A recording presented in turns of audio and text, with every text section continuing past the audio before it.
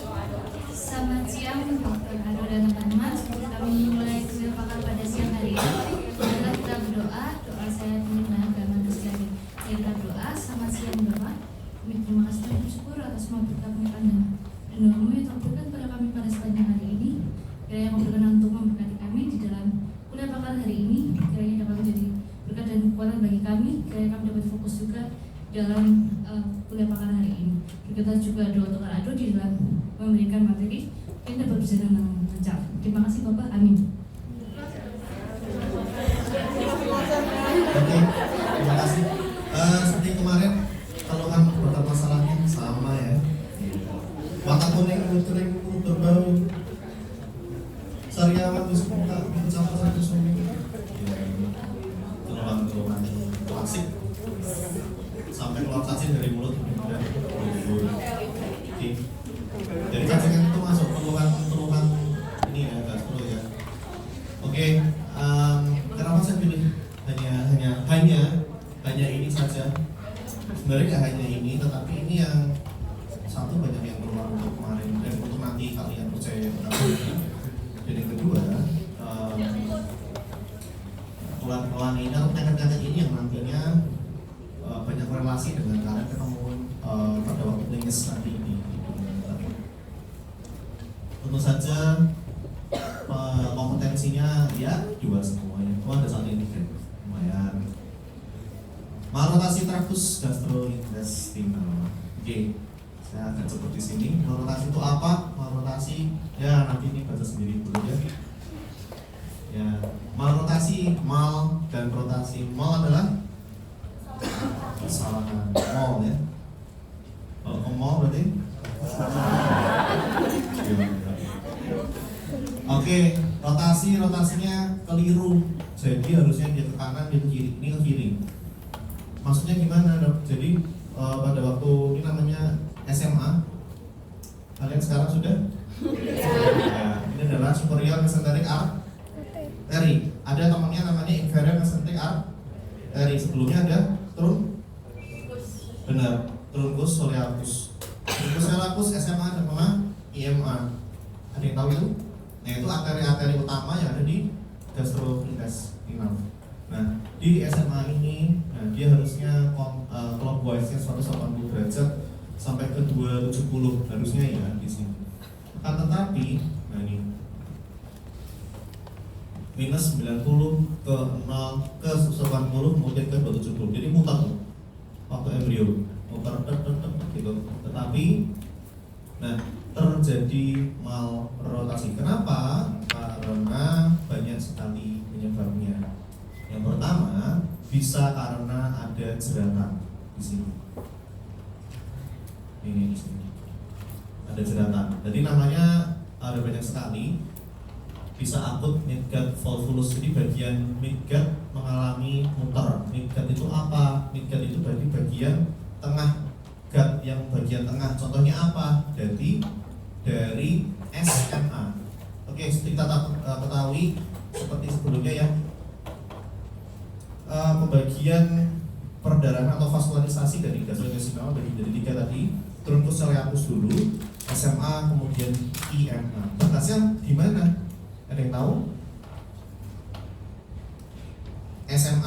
Truncus soleus sampai ke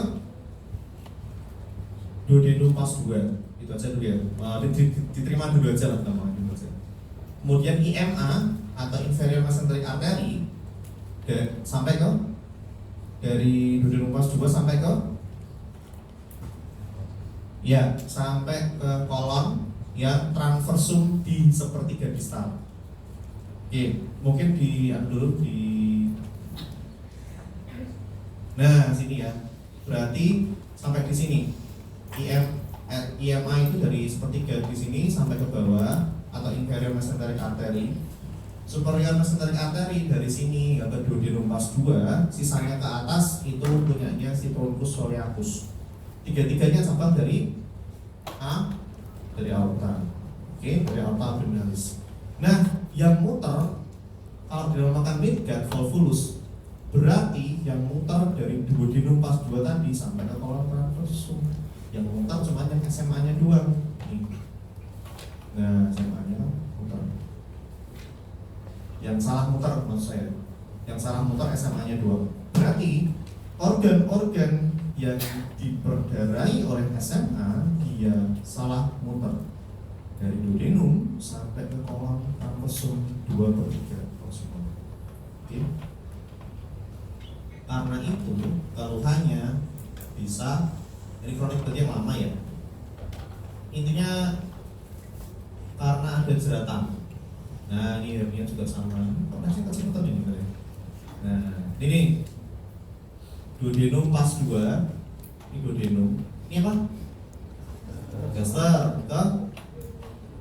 Duodenum pas 1, duodenum pas 2, duodenum pas 3, terus 4. Habis itu apa? Jejunum, ya. Oke. Di duodenum pas 2 kemarin keluar apa? Ada yang masih ingat? Apa? Ya, benar. Ampula pater. Ada sphincter Oddi. Keluarnya si cairan dari empedu yang gabung sama si pankreas tadi ya. Nah, oke. Berarti ya. Ini muternya dari sini semuanya sampai kolon transversum di sini. Dia twisting. Muter. Nah, oke, saya kasih pertanyaan isi-isi. Kalau misalkan ada sumbatan di levelnya duodenum pas 2, keluarnya apa? Mutarnya hijau. Ya, ingat ya. Anak bayi atau anak ya dewasa muda ya. Ini bisa sampai dewasa muda nggak? Bisa loh. Saya pernah menemukan, saya operasi, ketemunya twisting anak umur 16 tahun. 16 tahun sudah SMA, keluhannya nyeri perut, sulit naik berat badannya. Tingginya normal sebenarnya, sama aja. Habis dibuka, twisting semua segini. Ya, sampai segitu bisa. Kalau nggak ada obstruksi yang sampai total, mungkin di umur 16 tahun tadi obstruksinya udah total, dia muntahnya banyak, warnanya hijau. Kenapa tadi hijau? Tadi ya di sini keluarnya sih cairan empedu tadi dan juga pankreas. Oke, BAB-nya gimana? Biasanya masih agak normal tapi dia kecil-kecil. Jadi sumbatannya dia nggak total, ya. Ya gitu ya. Jadi namanya adalah muter atau malrotasi. Nah ini tadi. Ini penampakannya ya nice to nozzle ya. Nah ini apa sih sebenarnya? Gaster ya. Kok bisa gede banget? Karena sumbatannya di bawahnya gaster. Gampangnya gitu aja ya. Kira-kira oh ini gaster nih. Berarti kemungkinan ada sumbatan di bawahnya gaster di sini. Berarti di duodenum. Berarti kita bisa lihat nih. Ada sumbatan di sana, ada banyak nih, malrotasi, stenosis, atresia dan lain seperti ini. Oke, manajemen operatif ya, gampang lah, nggak usah manajemen aja ya. Operatifnya adalah namanya lab prosedur LADD. Nggak perlu tahu bagaimana cara tekniknya, nanti aja. Tapi kalau ditanyakan, kalau malrotasi prosedurnya utama apa? Ini lab prosedur LADD. Ini pernah keluar loh, LADD prosedur. Nah, bener berarti ini. Ini kan berapa jam sih? Manajemen operatif. Nah, apa ini? Ususnya mati. Jadi ususnya dia twisting di bayi nih, bayi atau bayi guling gitu. Terus keluhannya tadi tuh muntah-muntah, muntahnya warnanya hijau. Nggak langsung ini, nggak langsung habis lahir ketemu nggak langsung hijau, dibuka ternyata udah mati semua ususnya. Terus gimana dok? Dipotong akhirnya, dipotong semuanya. Terus saya dulu pernah ada tindakan seperti ini, mati semua bener di bagian usus ini. Saya nyambung usus dari duodenum pas 2, saya sambungin ke kolon transversum. Kayak ayam deh, habis makan langsung keluar. Kasihan ya. Bertahan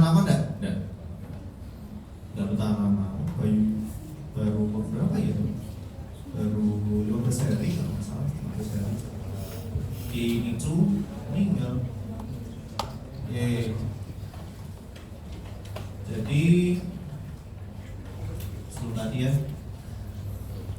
prinsipnya adalah berarti kalau ada gangguan rotasi, kita tahu saya resam dulu ya. Jadi di waktu waktu dari kandungan ada muter dari minus 90 ke 0, 180, 270 terakhir di sana.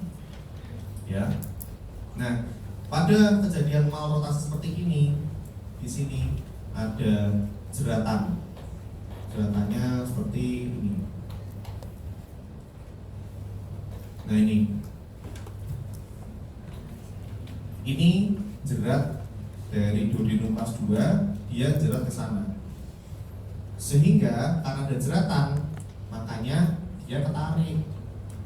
Akhirnya nggak bisa muter, yang harusnya dia muter, tetapi ini nggak mau muter. Loh, maksudnya gimana dok? Kan bisa saja. Maksudnya kan dari awal udah ada anatomi seperti ini. Apakah semua orang dulu ada seperti ini? Ya. Tapi mengalami reduksi sendiri, mengalami hilang sendiri. Tapi pada orang dengan gangguan degradasi pada si labnya ini, pada jeratan ini, akibatnya seperti twisting. Bagian atasnya muter, bawahnya muter, tengahnya stay. Atau kita bilang dia nggak ikut muter, atau salah muter pun bisa. Jadi bisa kebayang ya, kalau kita harus panen, tahu? Ada yang satu yang difiksasi ya, satunya di ada satu yang difiksasi kan, yang tengah di sini. Di bagian tengah kita kita fiksasi, bagian atasnya kita putar supaya dia bisa mengalami proses kompresi. Kalau sama-sama muter, ya apanya yang mau diperes, airnya tak bakal keluar, ya kan? Nah, kita mereskan satunya difiksasi, satunya diputar kan, sama seperti ini. Bagian truncus coelicus yang muter, ima yang muter atau inferior mesenteric artery, tapi superior mesenteric artery-nya dia stay. Kenapa stay?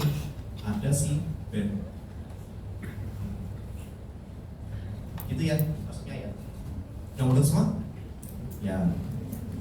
Semoga ya. Oke, next. Duduk di abdomen. Oke. Ada banyak ya. Ya, batas sendiri ya.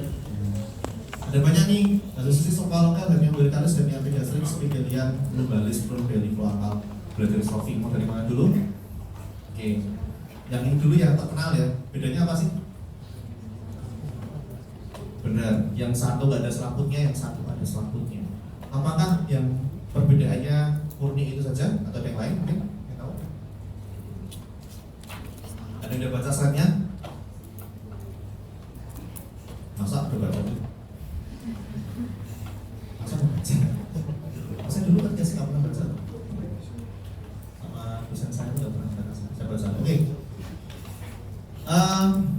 Beda utamanya adalah beda cara patofisiologinya. Oke, saya kasih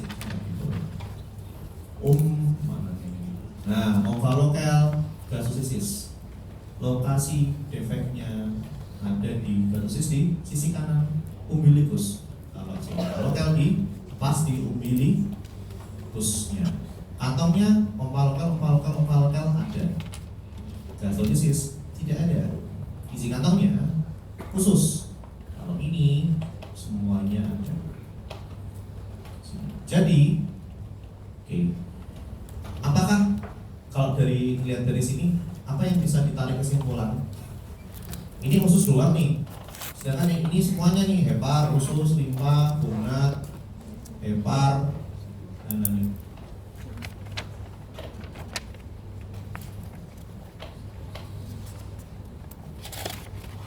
Nah,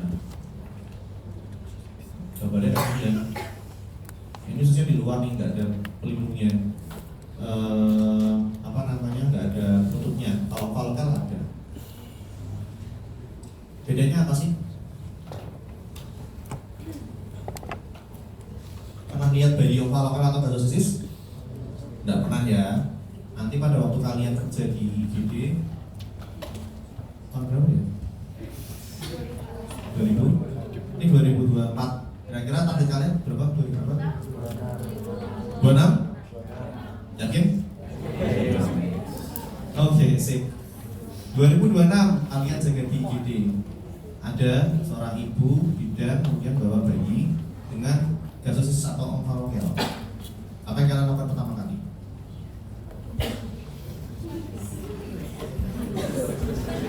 Nangis. Kalau pernah lihat kayak gini. Apa yang kalian lakukan? Call for help. Jelas.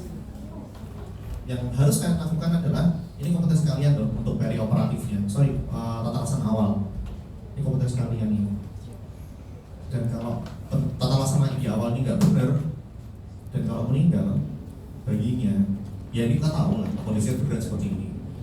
Jarang banget orang bayi dengan gastrosisis dan omfalokel yang dia mempunyai kelainan hanya itu saja. Biasanya disertai dengan penyakit komental yang lain, yaitu apa kemarin?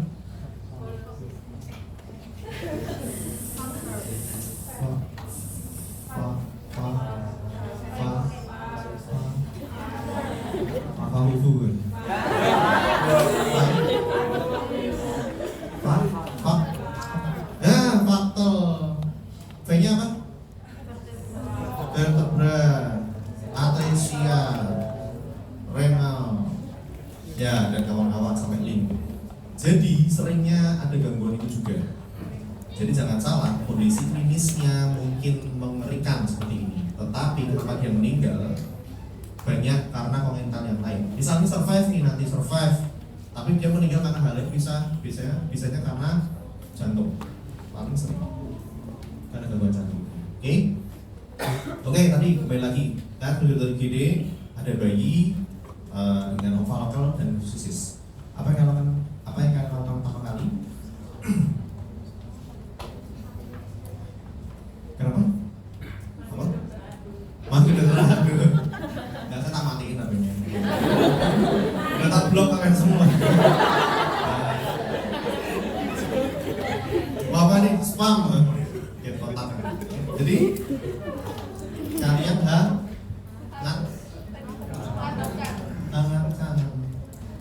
ada bayi seperti ini rentan meninggal pertama karena apa? Hipotermia. Hipotermia untuk kita masih slow aja ya, apa-apa itu dingin. Kalau bayi anak dingin sedikit, apalagi ini di luar nih khususnya nih, luas permukaannya lebih lebar lagi, jadi dia pasti meninggal karena hipotermia.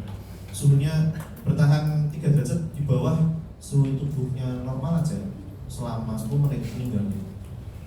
Ya, hangatkan dulu yang pertama. Kemudian setelah itu silakan panggil bantuan. Ya, kalau misalkan punya infant warmer, kasih di sana. Kalau nggak ada, selimutin. Kalau nggak ada, tutup pakai apapun lah.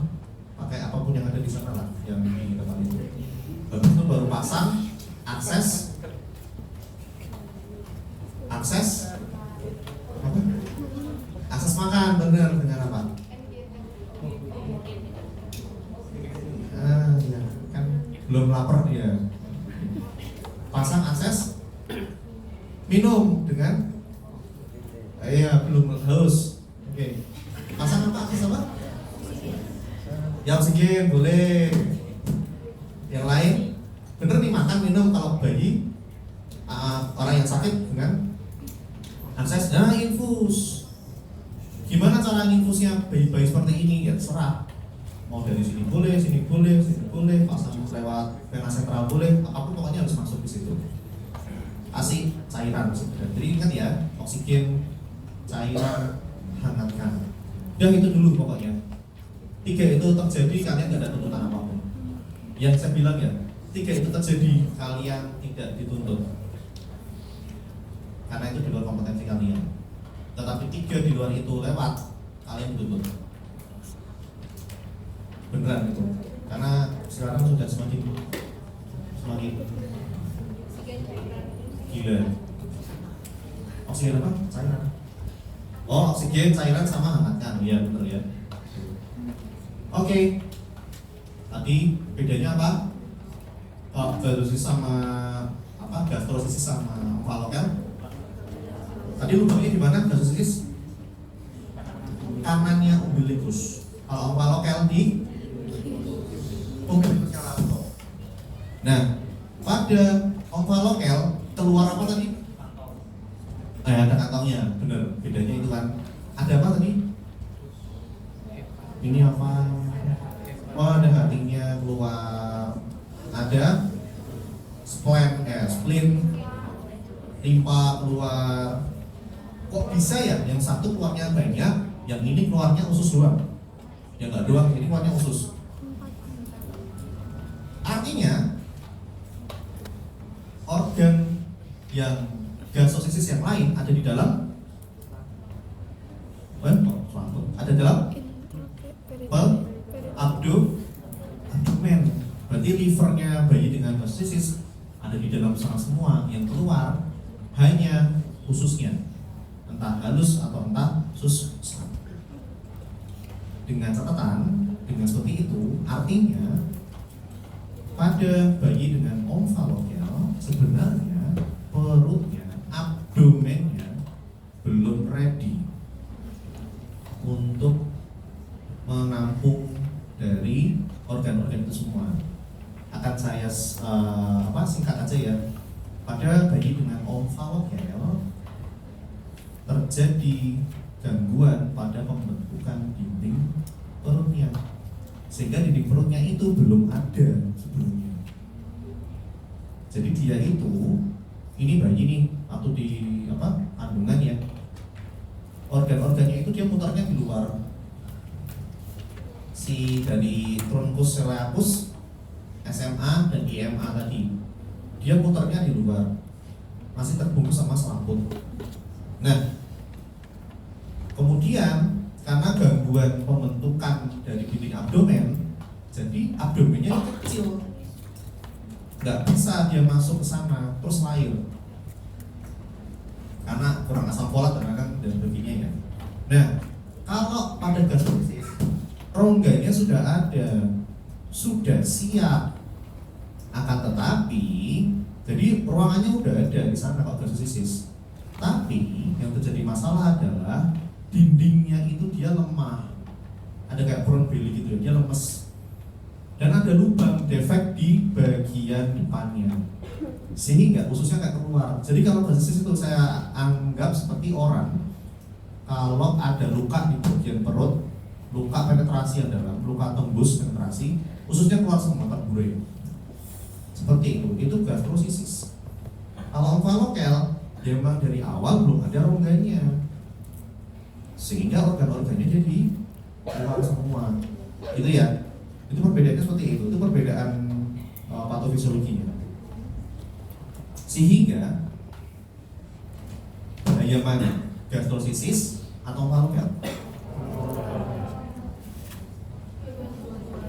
Gimana? Lebih berbahaya? Ini ada bayi nih. Ini kamu dokter IGD, ada bayi satu lahir omphalocele, satu gastrosisis. Kira-kira angka harapan hidup pada waktu didatangkan dua-duanya tadi angka harapan hidupnya lebih tinggi yang mana?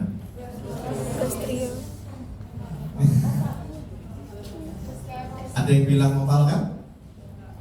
Ada yang mau jawab omphalocele? Tunjuk tangan. 1, 2, 3, 4. Ya udahlah, selesai nanti ya. Kelamaan saya gitu. Lebih tinggi omphalocele. Omphalocele lebih punya harapan hidup lebih tinggi daripada gastrosisis. Ya lihat aja nih. Nih, penguapannya lebih besar, khususnya langsung gede-gede. Meninggalnya karena hipotermia, dehidrasi, meninggal pertama. Dan juga infeksi. 3 itu, infeksi, dehidrasi, hipotermia. Nah, pada omphalocele selama masih ada pembungkusnya, dia masih aman. Tetapi kalau omphalocele dia ruptur dindingnya, dia lebih tinggi untuk meninggalnya daripada si gastrosisis. Ini apa? Ya, apa ya? Ini namanya bubul tabek. Jadi kan ini usus tadi ya, ini usus di luar. Loh, kok nggak langsung dikembalikan langsung dong di bagian dalam? Nah, jadi kalau misalkan dia itu bisa dikembalikan secara langsung, kembalikan ke secara langsung. Dengan operasi maksudnya ya, atau operasi ya. Tetapi kalau misalkan tidak bisa dikembalikan secara langsung, dikasih namanya kantung supaya nanti dia perlahan-lahan dia turun sendiri, turun. Ini beberapa hari lah sampai bulanan gitu. Sampai akhirnya dia menutup semua. Kok nggak boleh secara langsung dimasukkan, dipaksa? Apa yang terjadi? Mungkin bisa dilogika. Hah? Sempit. Kalau benar sempit ngapain? Desa apa? Diafragma. Desek nafas. Tapi ada yang lebih penting dari itu. Desek apa lagi? Jantung, benar. Apanya jantung? Ada organ apa sih yang nantinya ke jantung? Otak kan dari jantung ke seluruh tubuh ya. Vena cava. Jadi yang kita jaga adalah preloadnya. Preload apa preload? Kembali ke jantung ya, dari ke jantung ya, kembali ke jantung ya. Jadi darah dari seluruh tubuh ke jantung. Bayangkan ada tekanan tangan tinggi di abdomen sana menekan di vena cavanya, sehingga darah akan sulit itu naik kembali ke atrium kanan. Sehingga kalau misalnya preloadnya kurang, apa yang terjadi? Keluarnya juga kurang. Yang keluar itu namanya apa? CO. Kardiak outputnya juga kurang. Kalau CO-nya kurang, apa yang terjadi? Lama-lama kekurangan utama satu oksigen, karena kan difusinya kurang ya. Yang namanya cairan pembuluh darah yang dipompakan berarti kan kurang. Jantung makin kenceng loh. Ya udah meninggalkan fibrilasi, gangguan jantung, atau memang karena insufisiensi dari darah. Nih umpa lokal sama saja ya. Nah ini ada bungkusnya nih. Nah ini selama bungkusnya ini nggak akan pecah-pecah, nggak pecah, nggak ruptur, aman, hidup kalian aman. Bagaimana caranya? Terus kalau kalian seperti biasa tadi di GD, hangatkan dari bayinya, kemudian pasang IV line, pasang oksigen, yang minimal ada usaha ke sana, ya. Nah, terus ini dibungkus pakai kasa atau dibungkus pakai urine bag yang bagian dalamnya ya, atau transfusi bag supaya ini nggak pecah. Kemudian juga dibalut pakai salep. Nah ini itu ya. Dan kan saya benar menggunakan CL ya. Problemnya adalah si umbilical tadi dia belum ada rongga perutnya, belum ada rongga abdomennya. Jadi akan sulit sekali buat kalau langsung dimasukkan. Jadi tidak akan mungkin dimasukkan secara langsung dia. Dia pasti akan perlahan pakai si tadi namanya Bogota bag tadi. Kalau kita nggak punya Bogota bag, pakainya urine bag atau transfusi bag. Yang nanti kalian belajar pada waktu saat yang lulus ya. Alumni kalian banyak loh yang waktu itu apa namanya hubungi saya, dok ini saya ketemu ini gitu, saya ketemu apa namanya Valokel waktu itu dia bilang kan apa dok ini ya ini gitu. Ternyata kalau kalian nanti intensif ya, tahu kan intensif pasti ya, di bagian yang pelosok-pelosok di mana edukasinya masih kurang, konsumsi vitaminnya masih kurang, kejadian kayak gitu masih sering loh. Nggak usah pelosok lah, di Jawa juga banyak kok. Jadi jangan kaget ya, misalkan nanti ketemu seperti ini. Yang penting apa tadi kalian lakukan? Ya. Nah, jangan lupa telepon ya dokternya ya. Kalau ada dokter bedah anak, dokter bedah anak. Kalau nggak ada, dokter bedah ya. Jangan telepon saya ya. Ya kalau di sini ya saya. Oke, dari umbilikus sama, dia ini terjadi gangguan pada fasianya namanya. Jadi dia mengalami peregangan di bagian dekatnya otot otot. Ini otot apa sih? Rectus, ya. Rectus ya samping-sampingnya tadi. Dia buka, mendesak, terus keluar lewat sini lewat umbilical. Bahayanya apa? Sama ya, semua hernia bahayanya adalah terjadi jepitan. Oke, saya tanya, pernah lihat hernia? Nggak pernah ya? Pernah dengar hernia? Ya pernah ya. Pernah dengar hernia incarcerata? Maksud apa? Incarcerata, strangulata, irreponibel. Sudah pernah sama dokter Hari kan? Oh belum ya? Nah, dokter Hari akan jelasin hernia itu. Apa saya ya? Besok ya?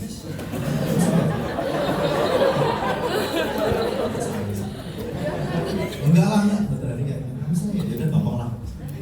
Kalau belum ya wes. Saya akan terangkan sedikit ya. Apa itu yang dimaksud dengan hernia? Hernia adalah penonjolan protrusio dari internal viscera. Internal itu apa? Dalam viscera adalah organ-organ yang bagian dalamnya visceral. Nah itu dia keluar protrusio, entah apapun itu. Jadi hernia itu ada berbagai macam, dari atas hingga bawah bisa semua. Bisa hernia. Yang paling sering ya hernia inguinalis. Kemudian hernia femoralis, hernia ventralis, hernia kalau habis operasi namanya incisional. Terus hernia apalagi spigelian, ada banyak sekali ya. Nah, itu khususnya dia keluar deh. Patofisiologinya ini nggak cukup satu pelajaran, nggak cukup lah.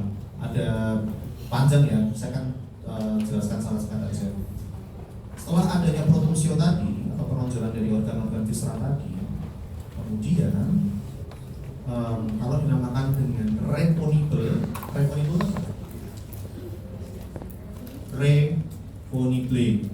nanti bisa keluar masuk. Artinya itu reponibel itu keluar masuk. Berarti kalau ada irreponibel, artinya tidak bisa keluar masuk. Ingat ya, hernia reponibel masih bisa keluar masuk. Hernia irreponibel sudah tidak bisa keluar masuk. Hernia incarcerata nggak bisa keluar masuk dan ada obstruksi. Jadi yang bikin bahayanya usus itu, ada gambar usus ya? Usus mana usus? Usus.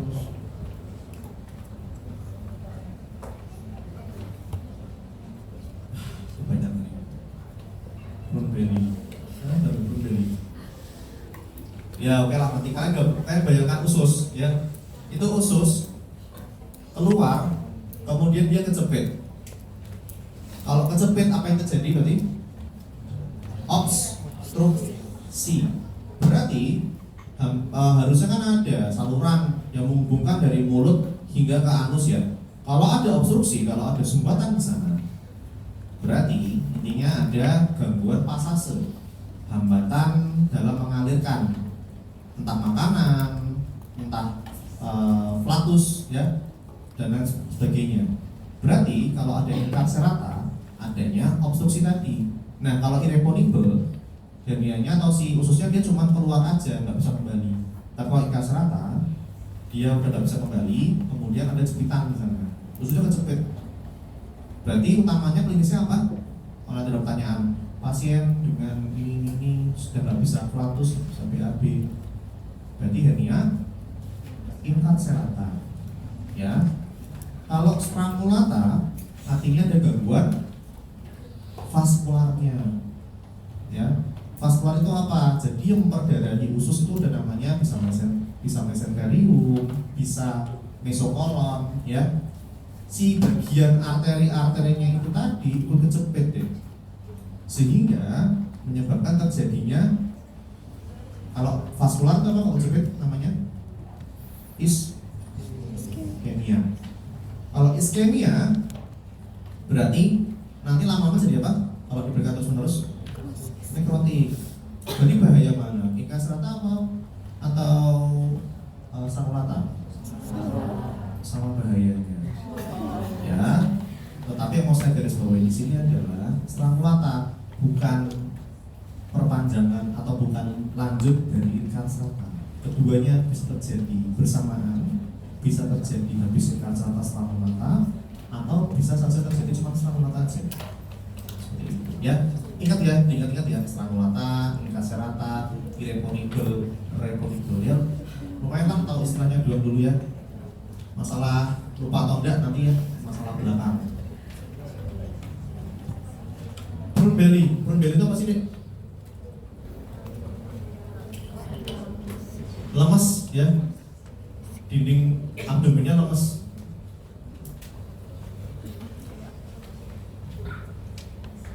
Wah, saking cepatnya nggak ada gambarnya. Gambarnya mana ya?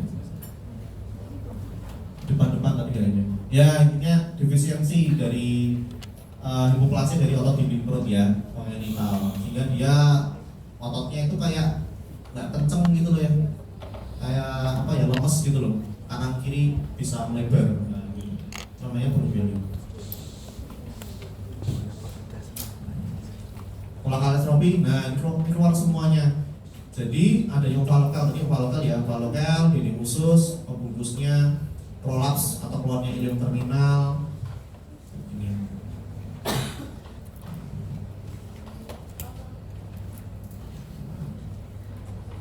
Sulit.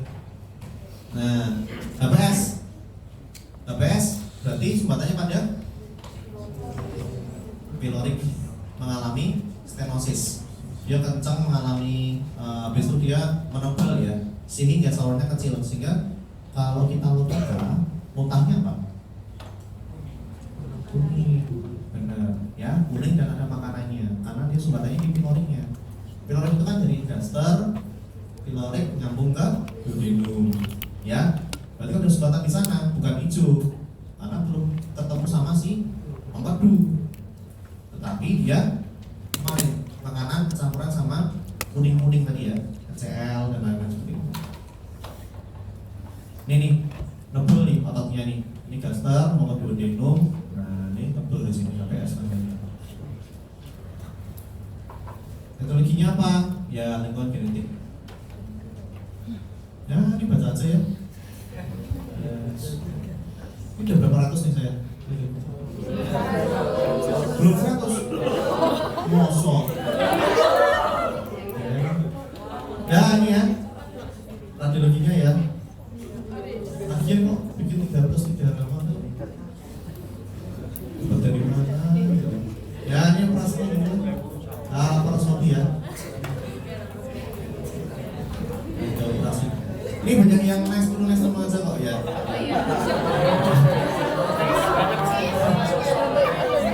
Semuanya nice dulu ya.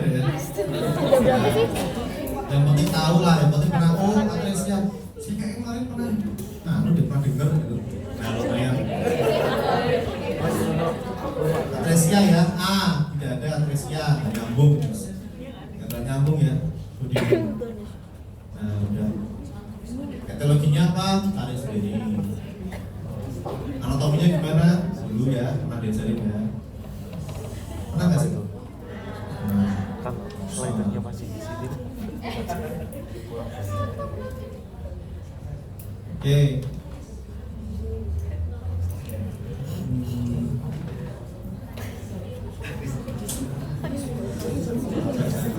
Begini.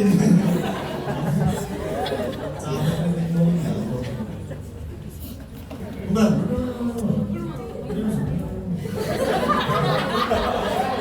Kan bisa baca cepat nggak?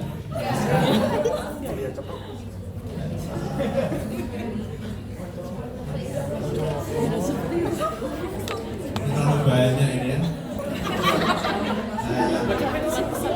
Jadi intinya gini, kalian kalau ada keterangan sama tata laksana operasi itu bukan anak kalian, lewatin aja waktu baca.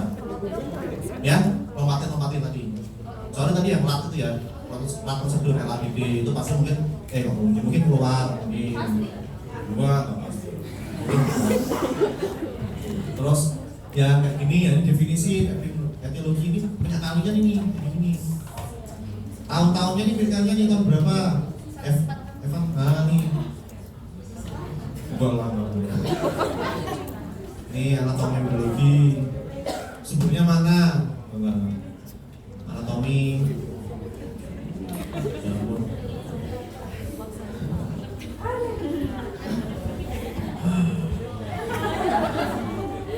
Itu berapa halaman? 160. Lurus tengah. Apanya? Yang saya skip coba tanyain. Yang saya skip semua.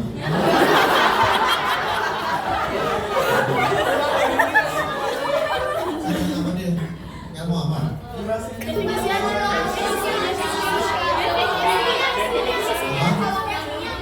Dunia, apa lagi? Gitu ya. Precision ya.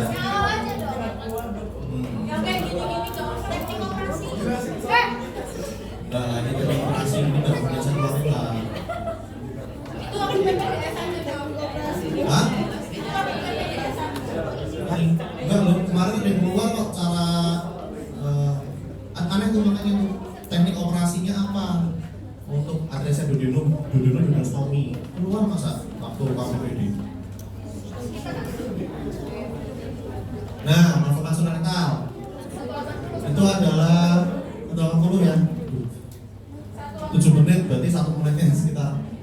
Oke, intinya adalah bagian belakangnya tersumbat gitu ya.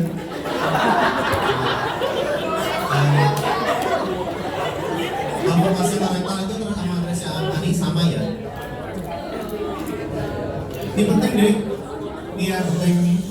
Nah ini penting nih, penting. Nah ini.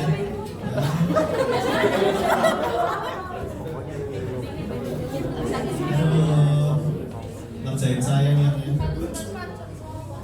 apa namanya pelajarannya. Karena apa? Kalian kompetensi 2, jadi wajib tahu sebenarnya. Walaupun kalian nggak bisa tata laksana. Iya loh, kompetensi 2 itu seperti itu. Ini nungging apa ini? Betulnya. Ada sumbatan bagian belakang. Kok nungging bayinya? Serius, sebenarnya baik picas position. Iya, karena ukur udah bener. Sumbatan di sini, berarti udara terakhir sampai mana? Gampangnya gitu, ya. Kalau bendera 1 cm tinggi, di bawah 1 cm udah, itu ya. Ini letak nih, letaknya nih. Ya ampun, ngobek aja lama loh. Nah, ini tinggi, intermediate, rendah nih. Nih, di halaman 170-an lah kalau sama. Ini teknik operasinya berbeda. Kalau terlalu tinggi diapain? Turunin, pinter. Nah, ya definitifnya diturunin memang, tetapi sebelumnya di kolostomi dulu ya. Kolostomi tahu nggak kolostomi? Diapain tuh kolostomi? Apa? Kolonnya dikeluarin, BAB-nya lewat perut, karena keluar lewat perut gitu loh. Nah ini loh, sementara begini dulu, kemudian nunggu dia berkembang bagus disambung, ini disambungin lagi.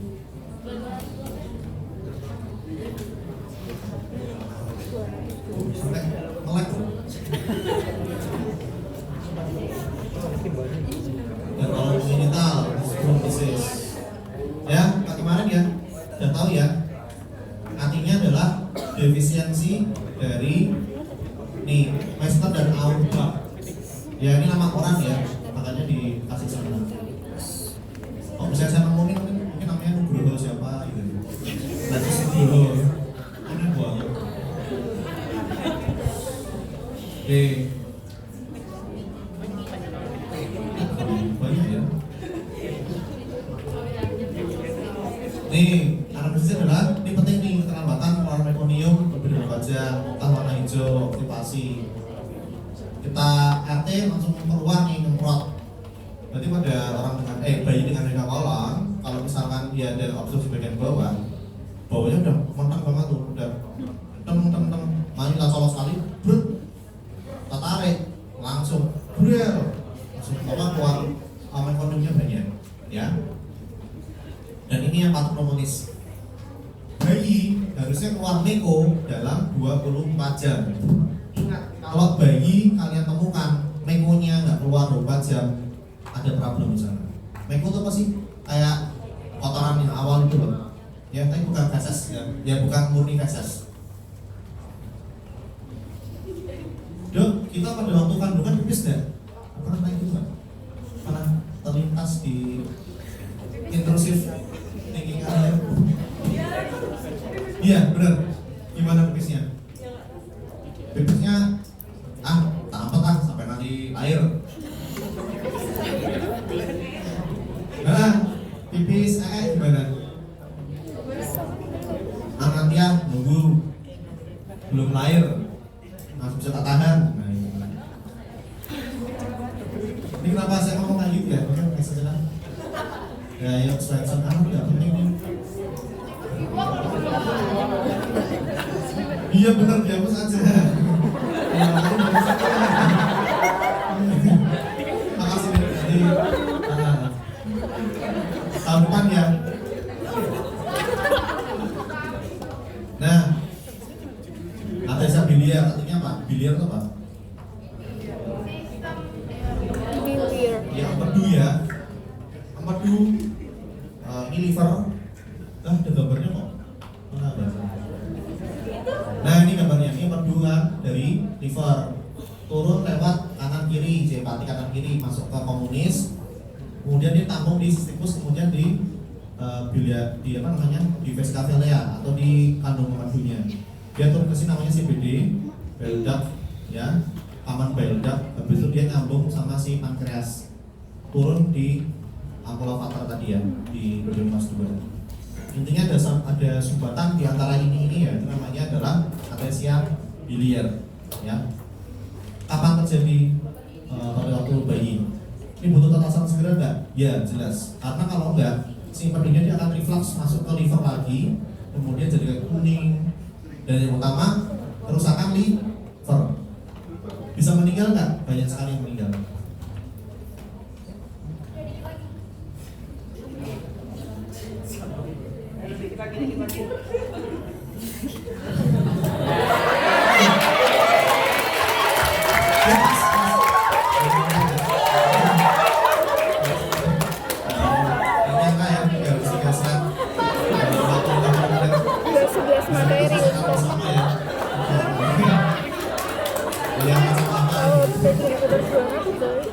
Nanti